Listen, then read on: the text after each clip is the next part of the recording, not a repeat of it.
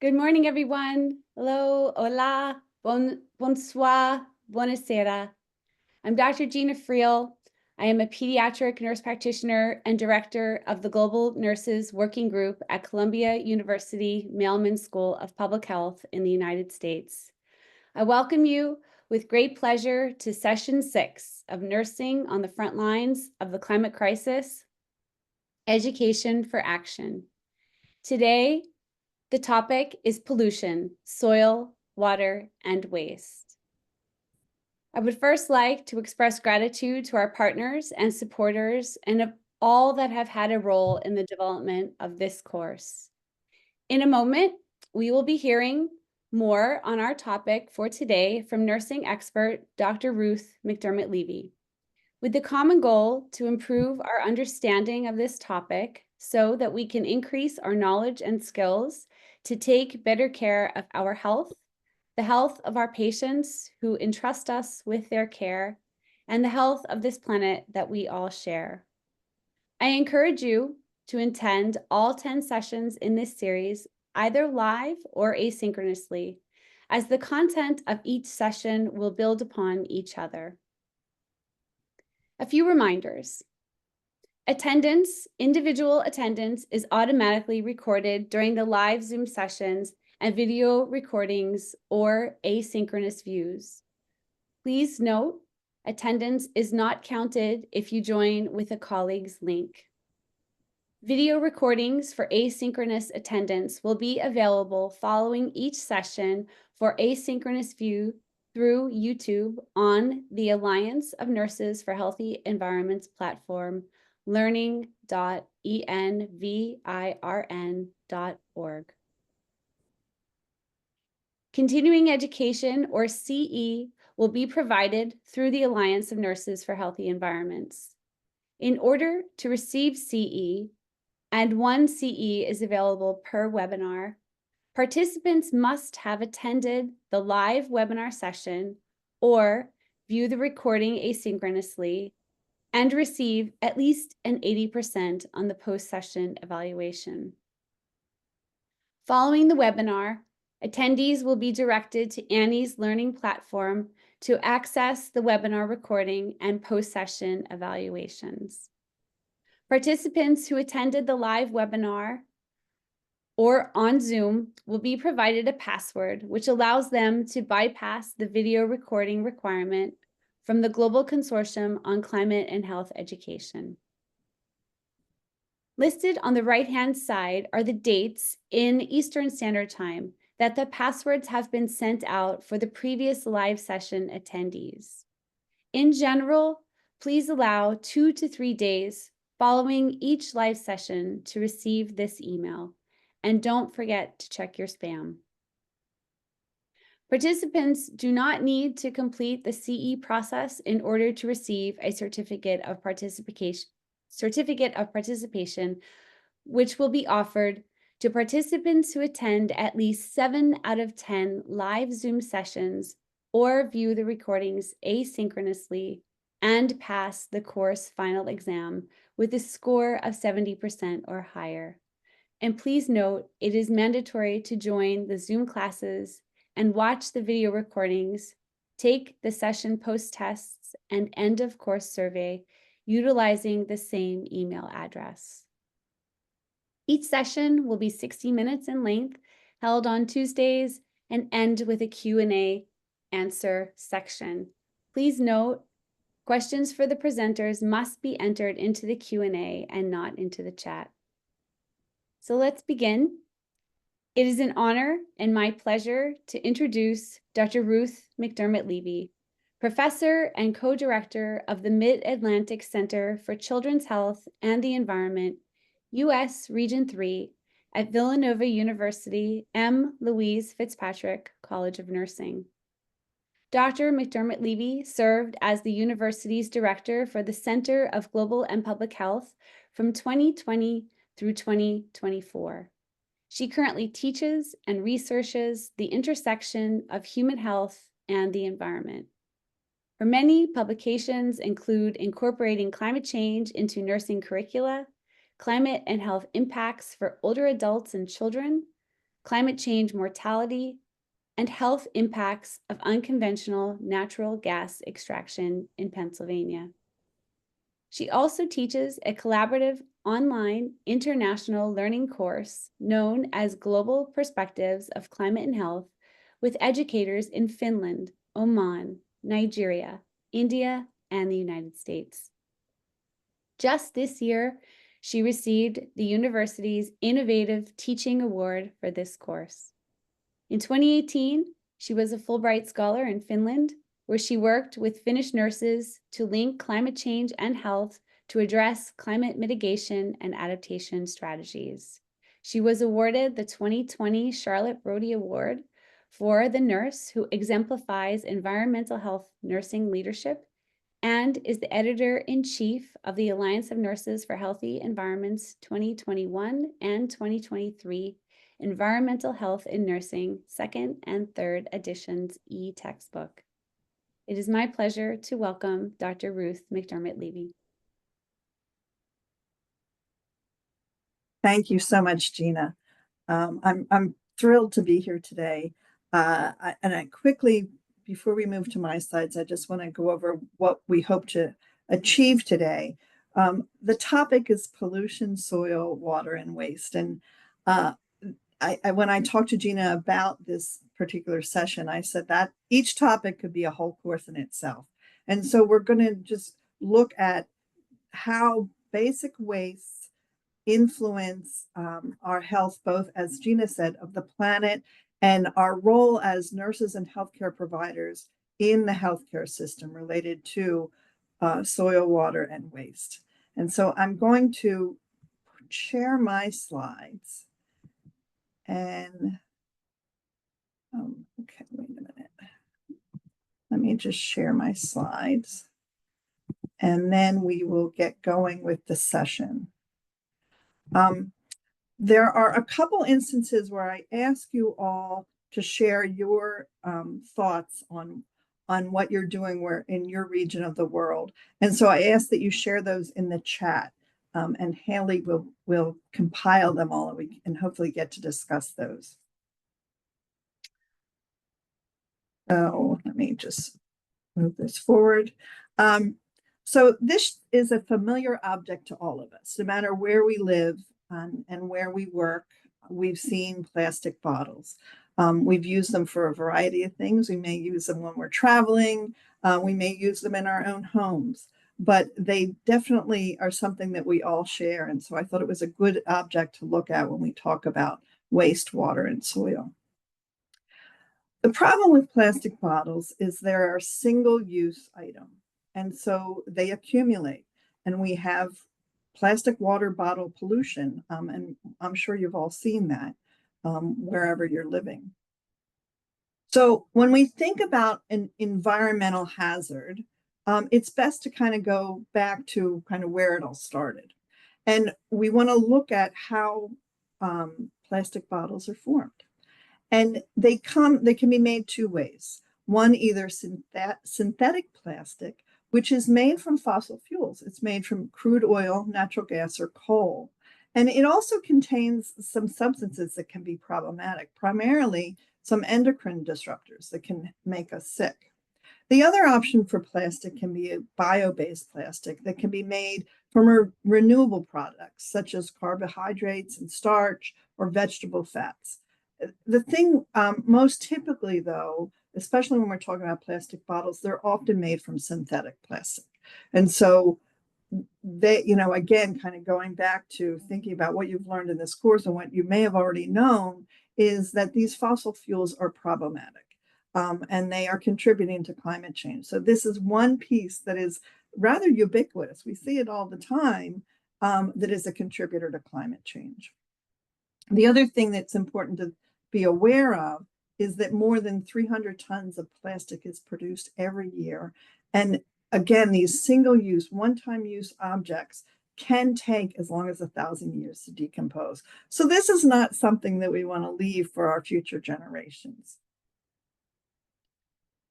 Again, thinking about where plastic comes from. As Gina said, I did work around fracking, which is the extraction of natural gas And where I'm from in Pennsylvania in the United States, which is in the mid-Atlantic region of the United States, we extract natural gas. That's one of the things that we do that supports our economy. But with that natural gas, there is also, so that is methane. We're going to talk about that a little bit, but also from that is a product called ethane. That is one of they use to make plastic. And so not only do we have the pollution created from natural gas extraction in the state that I live in, and several states in the United States, we have what's called a cracker plant that cracks the ethane to make these little plastic pellets that then go on to become natural gas. So this is a picture of an ethane plant, and people live nearby here. This is actually a rural area that was, actually quite beautiful until they started putting these industrialized complexes there. And it is creating more air pollution and pollution in the area to generate those synthetic plastics. And because plastic is made from fossil fuels, it's a great agent to start fires. And so in some areas of the world, in developing countries, where people, are relying on fuel to start their fires for cooking and keeping their homes warm, they often use plastic. And it addresses two issues for them. It helps reduce the plastic waste because, again, these objects last a long time, but it also starts the fire. But the thing is, as I said, it's made with fossil fuels. So that's not something you want to burn in your house. And it also, these fossil fuels contain heavy metals, benzoapyrene, again, something it's difficult to pronounce, aromatic hydrocarbons. And these are products, the aromatic hydrocarbons, when you use petrol or gasoline to fill your car, that's what you're smelling. And then other toxins can be in that. So, you don't want, it is certainly not ideal to burn these in your home or even nearby where people are. But that is what is happening. Again, people are being resourceful, but it is not helpful. When we think about the leading cause of death in the world from WHO, we know that cardiovascular disease, stroke, COPD, chronic obstructive pulmonary disease, and lower respiratory tract infections are the primary cause of death globally. But we're not helping by burning these products that can cause those problems. Often also, frequently children are in these spaces where this is happening too, so that can be problematic. In more developed world, one way to get rid of, we say we recycle, but that's not happening as much as we'd like to think it is. There is some recycling going on, but not, there's so much plastic, we can't handle it.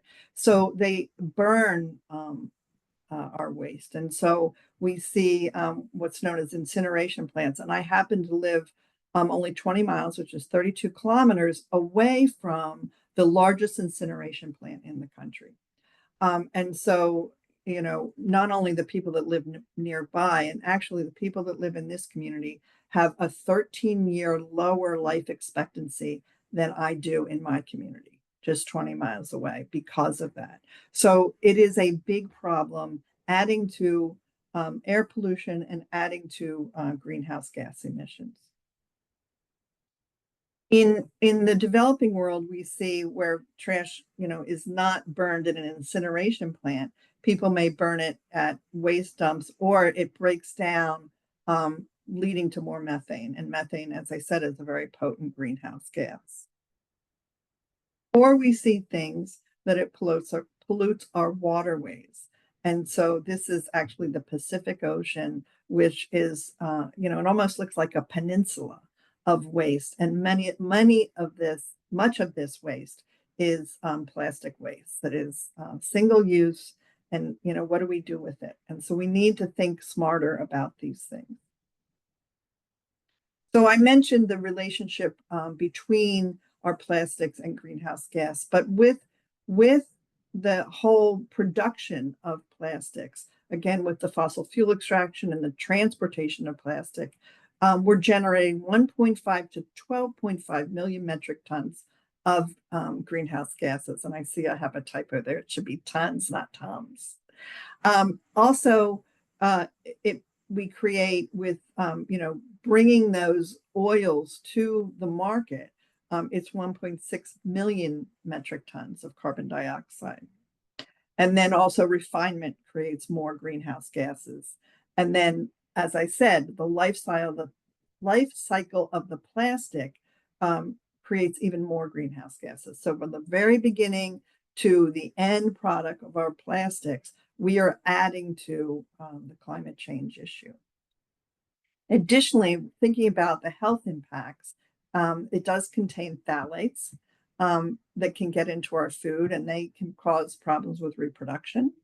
And we also, again, people, all of us, collectively produce over 430 million tons of plastic annually. And you saw the picture of the Pacific Ocean of how much problems that can create. So in low-income communities, like I showed with that incineration plant, or in low and middle-income countries, they're the people that are most vulnerable to plastic generation, recycling, and waste. And so, we want to think about this as also an issue of justice. So we see plastic in everything, as I said, in our water bottles, in our takeaway food containers, and in our cooking utensils, personal care products, computers and electronics, any packaging, also tires on automobiles. So thinking about maybe more active transportation, maybe bicycles, so they use smaller tires and not as sturdy, so they don't use as much plastic, or our own feet, which is healthier anyway of walking. It was one way to reduce that plastic exposure. And then also in many athletic playing fields, the artificial turf contains plastic. We also, as we all know, use a lot of plastic in healthcare, and I'm going to get to that specifically. But what happens is when we have plastic and we, tend to either recycle it or throw it away, which is what we need to do, it can, fall out of our trash cans. It can, if somebody is particularly sloppy and not a good citizen, may drop it out of their car, like you can see in this yellow car up there. But even when our intentions are good, it can fall out of trash trucks or dumping trucks, or somebody illegally dumping of the plastic or not being responsible for it. And with rain, then it gets into our waterways, and it can be very problematic for both the sea life or the water life and us. And so what happens with the plastic is, as it is out into the environment, and it's exposed to sun, it does tend to break down. And so this is a picture of plastic on a beach that has been collected, and it's from, breaking down. And you can see it's all different colors. So it could be from children's toys. It could be, from a cup or those plastic water bottles. But over time, as it breaks down into what we call micro or nanoplastics. And these are very small particles. This is a finger. And so it's really magnified, and you can see how tiny these little particles are, and they can be very problematic. And what happens is, because they then get into our waterways and they're very tiny, our filtration systems aren't able to handle them. So various studies have found microplastics in beer. I always like to tell that to college students because that kind of wakes them up. Tea leaves, our tap water, if we don't have filtration for it, something as small as sea salt, mussels, meaning the bivalves like mussels or clams or any of those, the sea life. We can also see it in our table salt, so sea salt and table salt, sugar. So again, think of those tiny granules that can also hold micro or nanoplastics. We see it in fish because they absorb it within the waterways, and also it has been found in bottled water. So we assume our bottled water is safe of microbes and different pathogens, but it may have now a new exposure of those tiny pieces of plastic. And so thinking about where it comes from, I described some of the places it comes from, but it comes from a lot of places that we we use are a lot of things that we use frequently. As I said, it can be in tires. So, in places of heavy traffic, as those tires kind of break down, there can be fibers of plastic that can get into our waterways and our air. It can be in different paint products. Some of our cosmetics can contain microplastics. Our clothing, polyester clothing, and those nice soft fleece pieces of clothing do contain microplastics. So as they're washed, that can get into the waterways. Things like baby bottles and plastic bottles.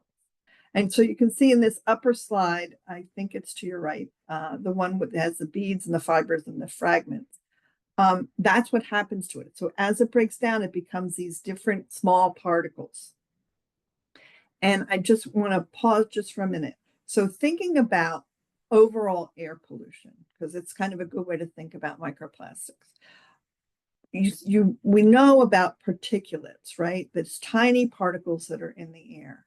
And those tiny particles that are part of air pollution not only have whatever that pollutant is, but they can also pick up other chemicals and other things that can be toxic to us or make us sick.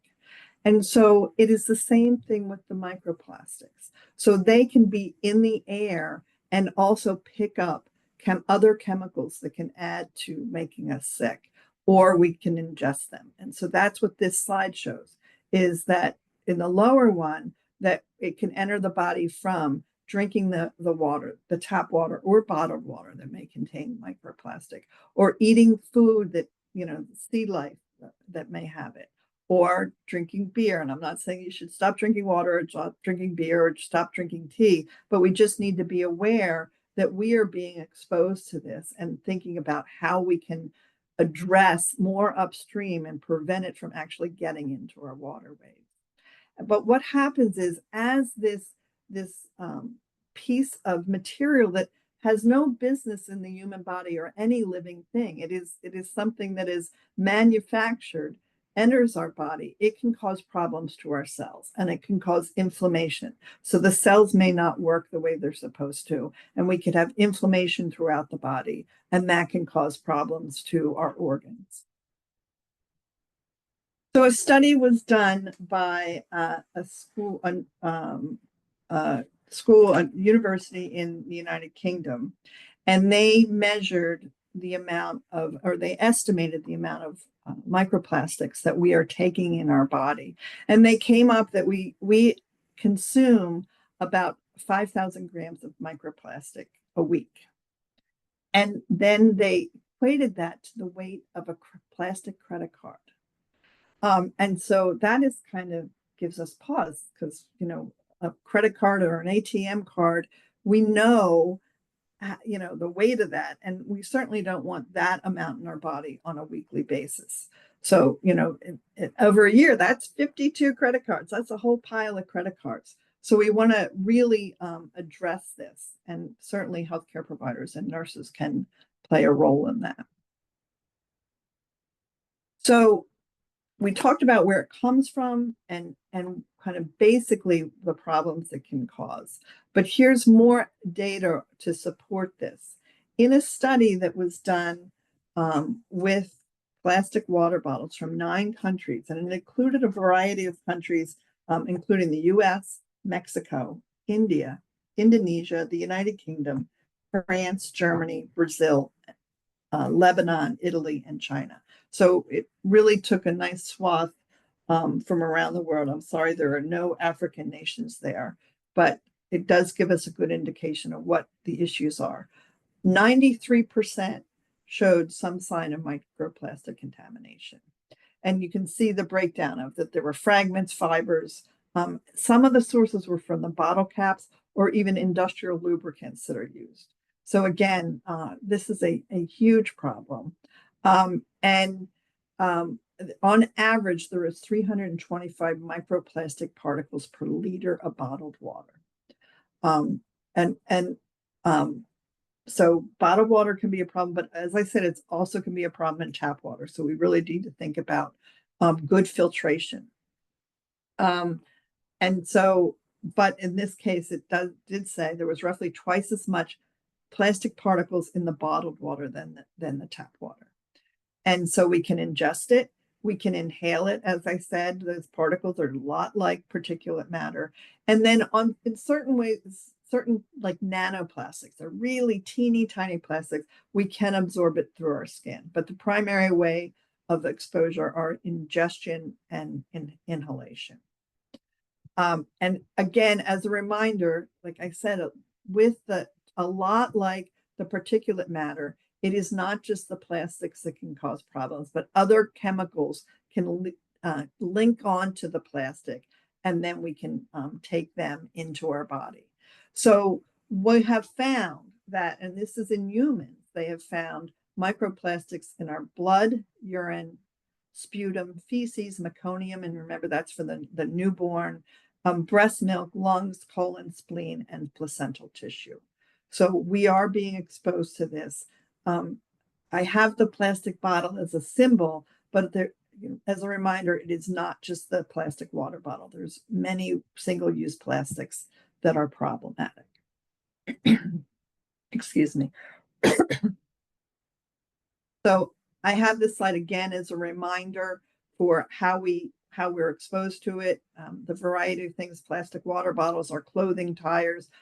These are just examples. There are many other, as I said, food containers that are single use. And then again, we can breathe them in or we can ingest them. And they are not meant to be in our body. And they cause things such as oxidative stress, neurotoxicity, reproductive toxicity, cardiogenic genicity, causing cancer, and then altered metabolism. And I have this slide again. This is the air quality slide again as a reminder that those teeny tiny particles of air pollution are very similar to the micro and nanoplastics that we see. And that the smaller those particles are, if we breathe them in, they can get deeper into our lungs. And so those teeny tiny particles can get way down into our lungs at the alveoli. And if you recall, your alveoli have a capillary bed. And if they're small enough, they can get into the capillary bed and then get into our bloodstream and get all over our body. So this is something we really need to be aware of and start to address.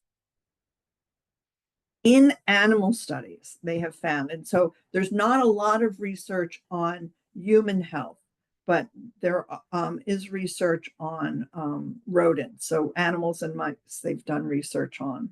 And so we need to have some good epidemiological studies on humans, and we're just starting to get that and look at longitudinal studies. But in rats, they've found that as far as male reproduction, the microplastics accumulate in the testes. It can cause localized oxidative stress.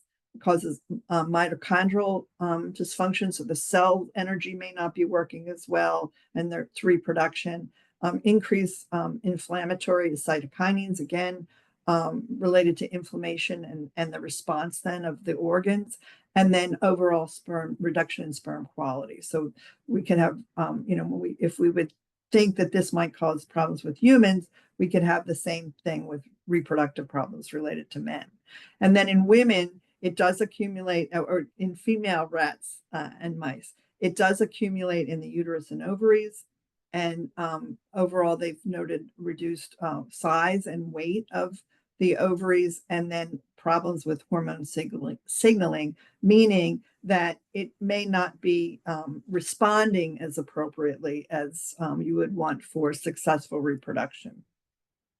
And then they also have seen lower weight in the newborn. And so, and that's primarily in female rats and mice, they see that.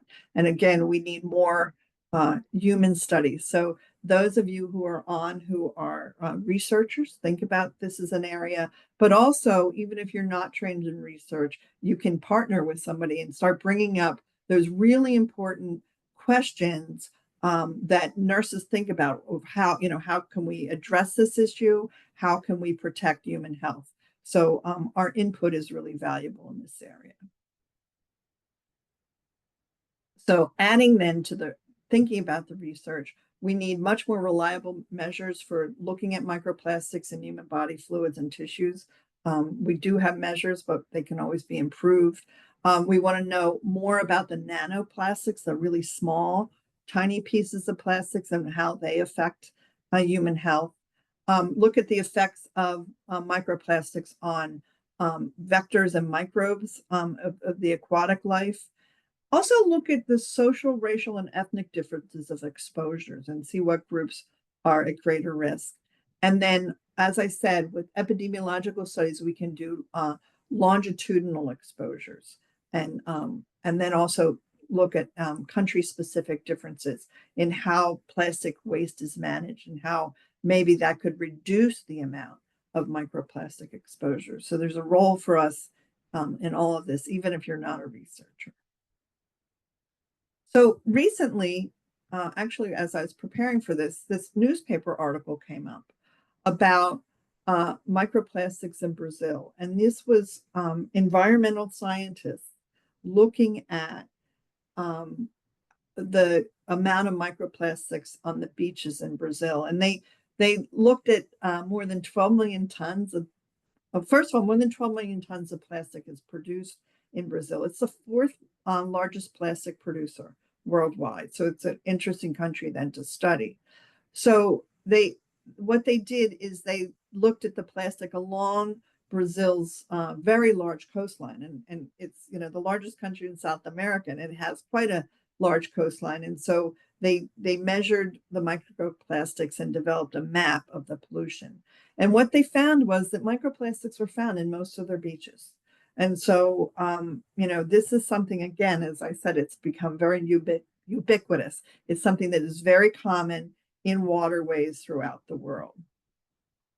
They also looked at the seafood that was sold across the country and found that there were microplastics, and they used primarily oysters and mussels because these are, those shelled seafood that is in the bottom of the ocean. And so that would be absorbing more problems. So my question to you, and this is where you can put this in the chat, and I'm going to pause for a moment, is how can it, so I described what the environmental scientists were looking at. They're looking at, is it there? Is microplastics there? But how can nurses and other professionals play a role in this work? So I'm going to just pause just for a minute for you to add to the chat of what role could you play in this?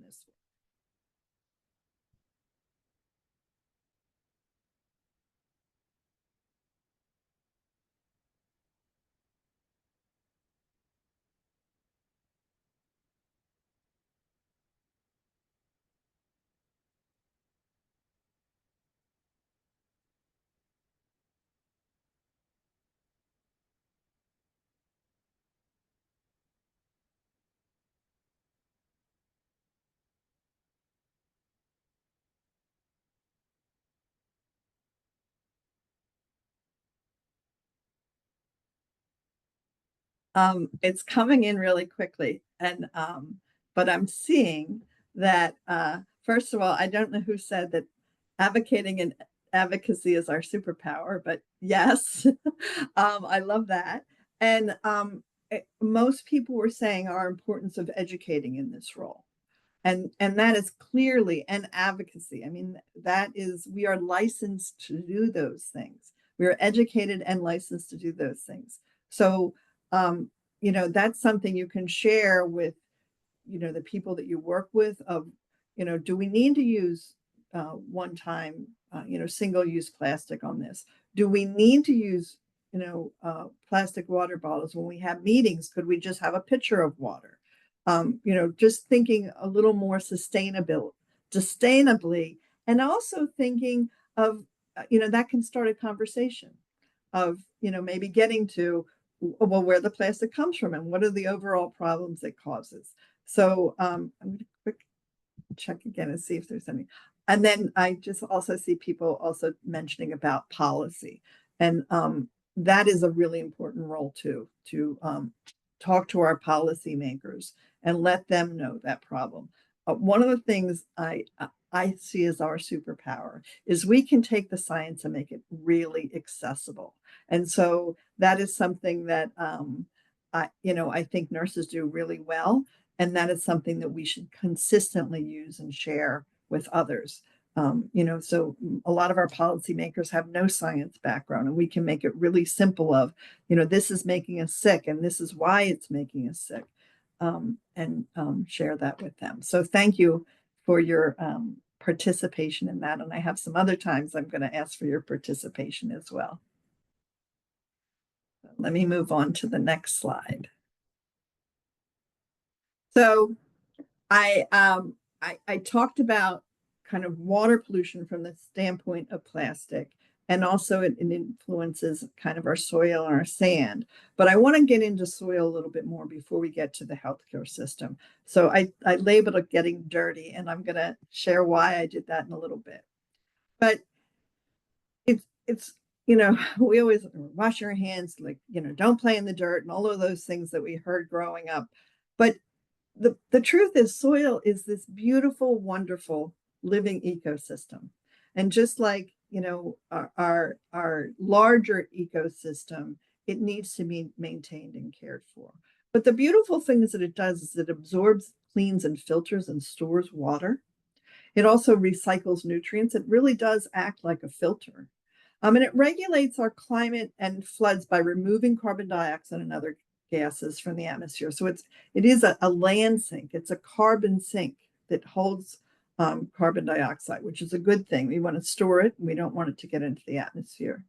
It also hosts about a quarter of the animal species on Earth. So these tiny little, insects and microorganisms.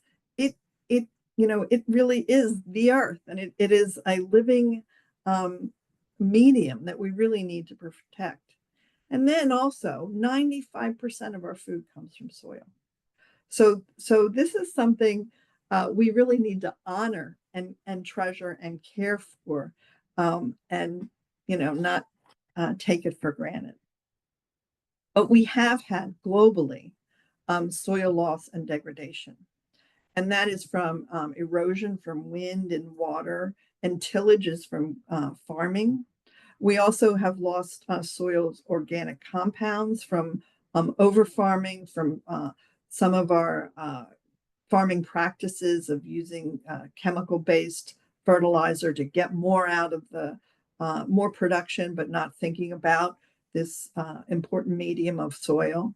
So with that, we get nutritional deficiencies and mismanagement of the soil. And then also with saltwater intrusion, we can get salinization, so the soil can get salty. Or if we're getting too much fluid, so wet fluid, if we're getting too much water in the soil, in the case of flooding, we can also get what's called solidification. And that is from kind of the bits of soil and whatever clay's in there, it gets lumpy. And so it's not good for planting. So, it is an important ecosystem, and we need to help it maintain its balance.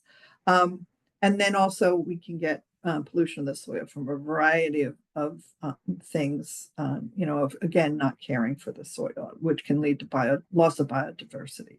So this is something that we need to recognize and make sure we're taking care of. As far as its human impact, 78% of our average per capita calorie consumption worldwide comes from crops grown in the soil. And 20% comes from sources that are rely indirectly on the soil. So that would be like our livestock, cows and chickens. They rely on healthy soil. And they are a major source of nutrients. So they act, again, as natural filters to remove contaminants of water. But they may contain heavy metals and other contaminants and microplastics. So we need to, be sure that we are maintaining and have healthy soil. And, it's something we need to keep an eye on. So there are programs that globally that have been addressing maintaining the soil. And I'm just going to quickly mention a couple. Again, these are things that nurses can advocate for and, help support policy, because again, ultimately this helps human health. So there has been, for abandoned farms where the soil is really degraded or destroyed, there have been farm restoration programs and these have occurred globally. In some areas, they've grown bamboo because that can help with soils that have been destroyed. There's conservation agricultural programs that are happening around the world. And I don't know if you're familiar with Project Drawdown, but they have some examples of that in that drawdown program that you can access online. Also forest protection. And then there's programs where they have forests and farming, because the forests do help restore the soil. And so they can either grow the plants under, plants that are able to grow under the trees, or they'll grow some forests and then have farming next to it. And so there's a lot of innovation that's going on in this area. And again, this is an area where we can advocate. The other really important area that we need to highlight is our indigenous and traditional people's practices of these are people that have lived for millennia and managed in all kinds of extreme situations and have very good ideas of how to maintain the soil. And we need to look to them for the value that they can share with us. And then lastly, before we go to healthcare, a month from today is the World Soil Day. And so again, another way to start a conversation on the 5th of December, share with your colleagues that it is World Soil Day and how important that day is for all of us and for all of our health. So we're going to move now into healthcare related to waste. I'm going to take a quick sip of tea.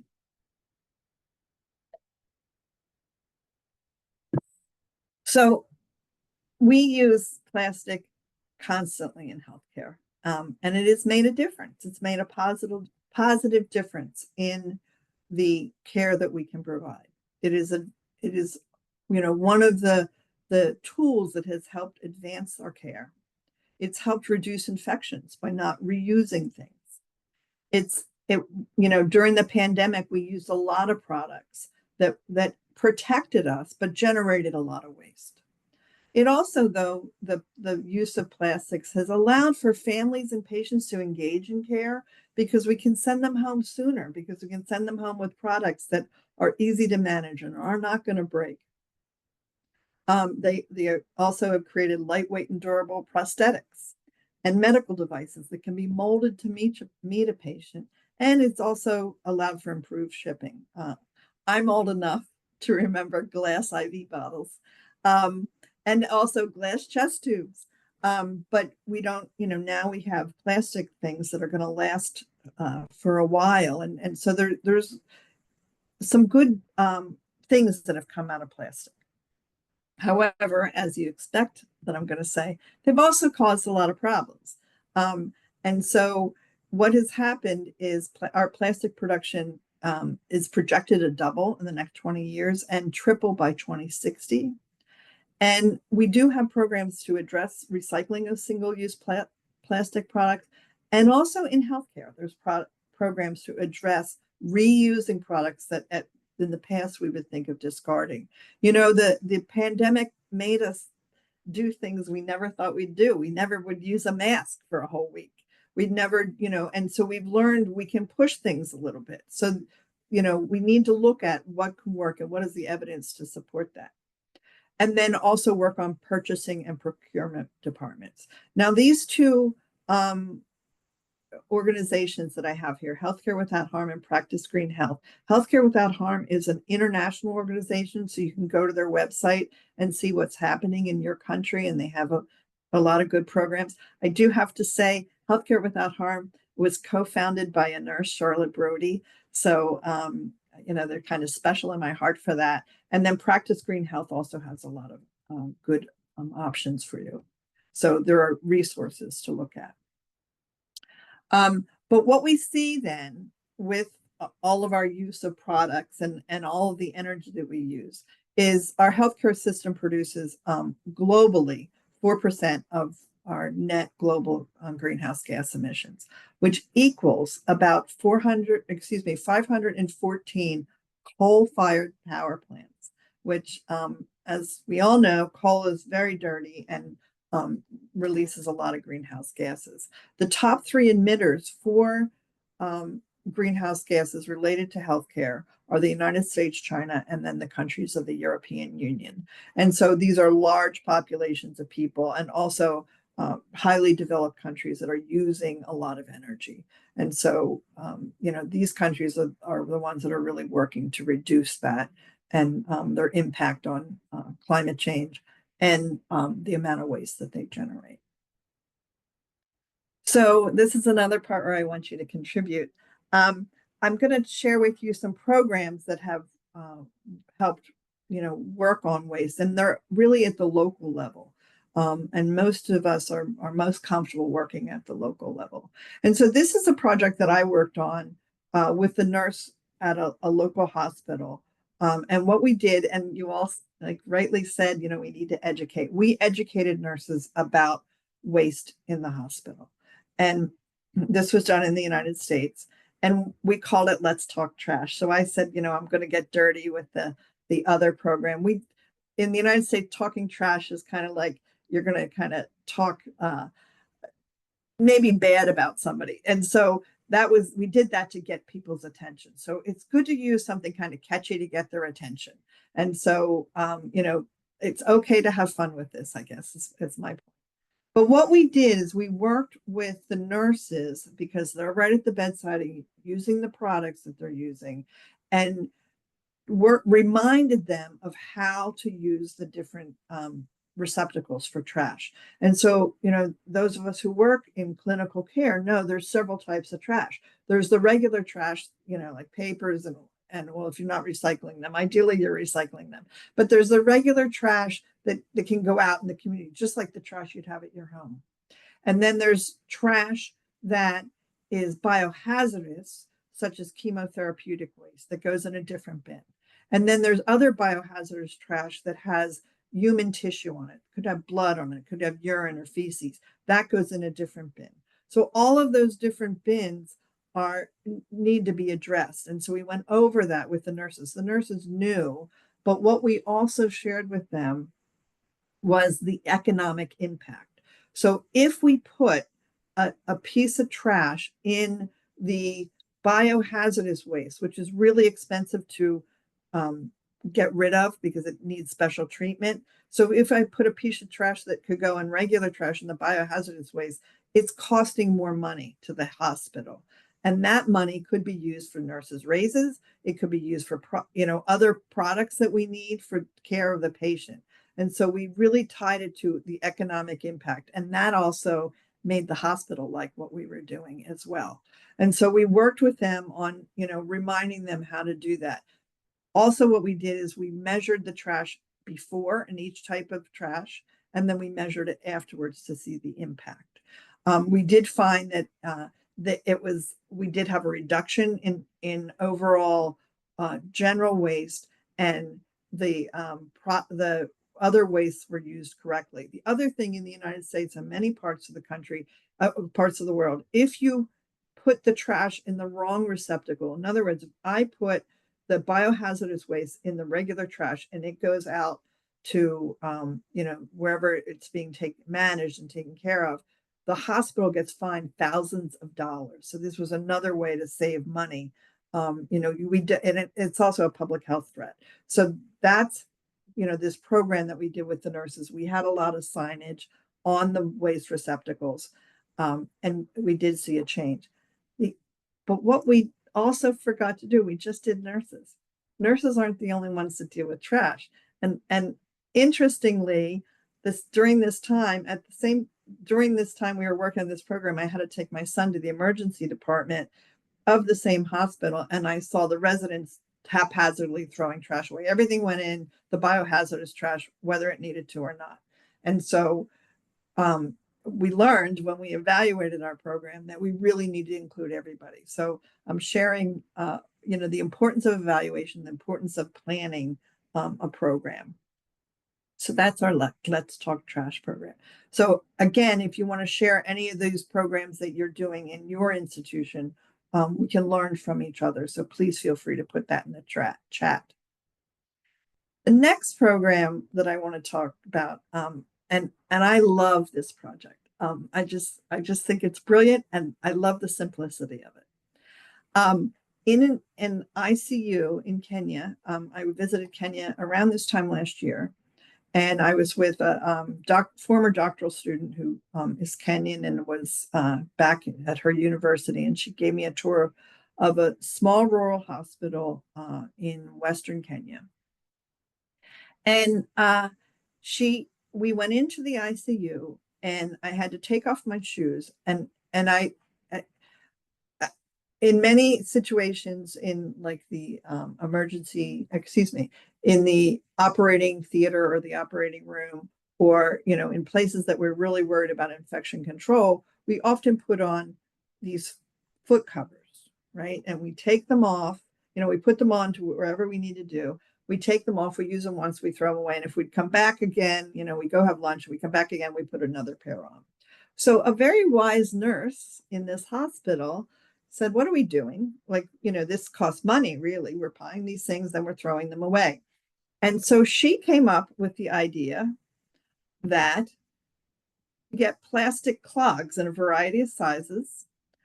And instead of using those blue little footy things, they take off your shoes and you wear the clogs. And then there's a bucket there that you put them in when you're done, and then you put them, there was a towel, and you just lay them out and they dried. They had purchased several of these plastic clogs that are also made from recycled plastic.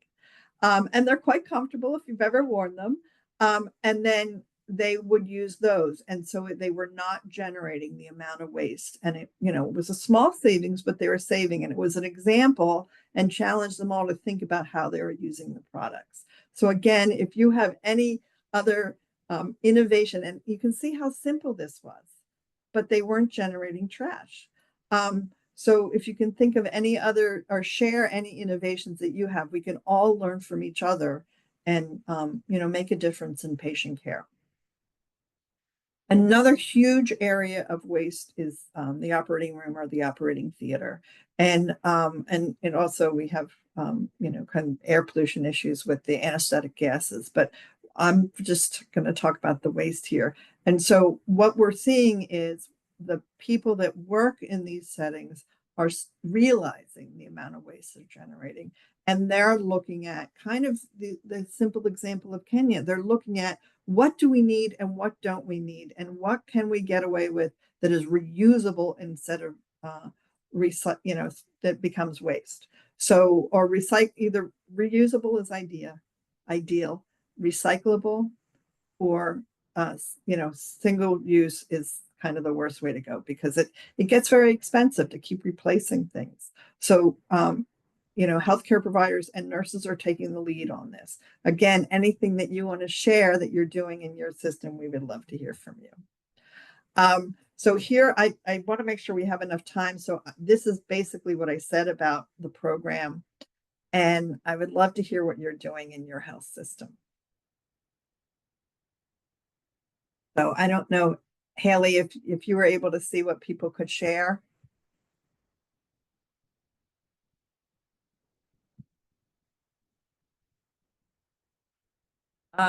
They're doing it in Ghana as well, wearing the plastic clogs. I can't say the brand name, but you can read it. But they are doing the same thing.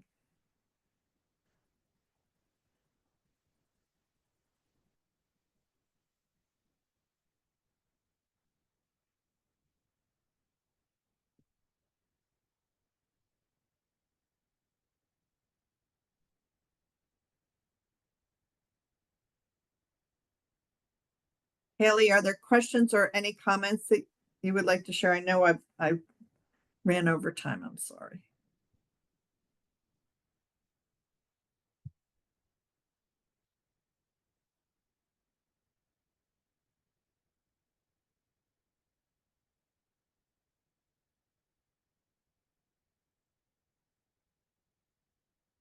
Someone said they're recycling recycling plastic packaging. And re-educating about use of gloves. That's very important. We don't need gloves for everything. And so how are we using our gloves? It really is only if we're going to be in contact with human secretion. Otherwise, you don't need to wear gloves to touch a patient. Nursing students want to do that. And that's a big learning curve, but sometimes our peers also.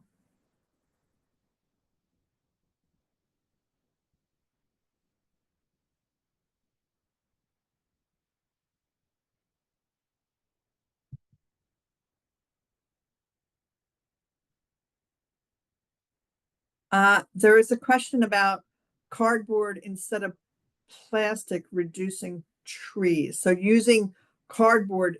Okay. So the idea is that I want to make sure I understand the question. You would use plastic so that you don't cut down as many trees.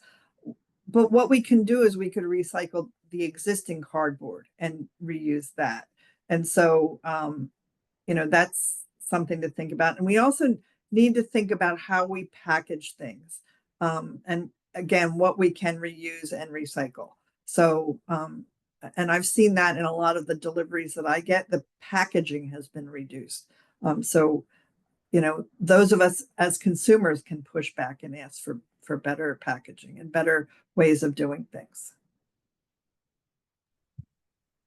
I can read, there's a couple other questions in the chat here. A really good question is, what is the nursing role in terms of raising awareness on the issue of plastic waste, and how can it be communicated to patients more effectively? I think it is our role to talk about plastic waste because it affects our health. So, and I think that's the way you can take it is, let me say, I wouldn't go through the whole life cycle that I just did for you all, but I would talk about it in terms of that it's still remaining and, then what is the problems with that? And we're finding it in our water and our soil. I would talk about that, but it's always important to have an option. And so I would talk also about, do you have a filter on your tap? And then keeping in mind what people can afford, because there's also pitchers that people can use.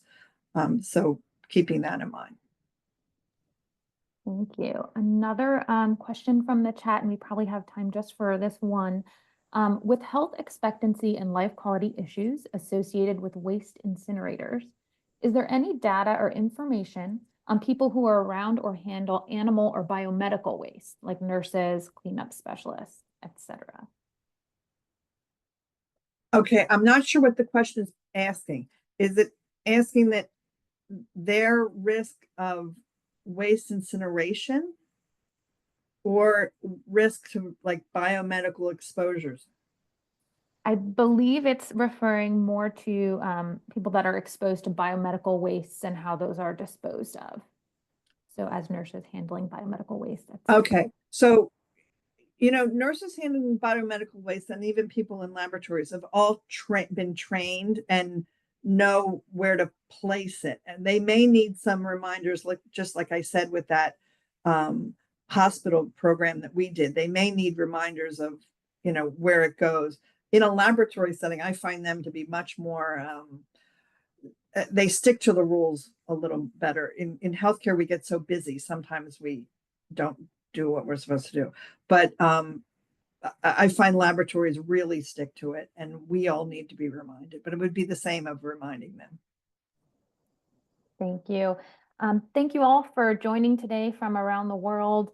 An immense gratitude to Dr. McDermott-Levy for sharing this tremendous insight with us today. We're so happy you could all join us. Please join us again next week for session 7 in this series. The topic for next week is going to be degraded air quality and wildfires with our colleague Raluca Radu. Thank you, everyone. Education for Action here is what is joining us all together. Goodbye, and hope to see you next week. Thank you.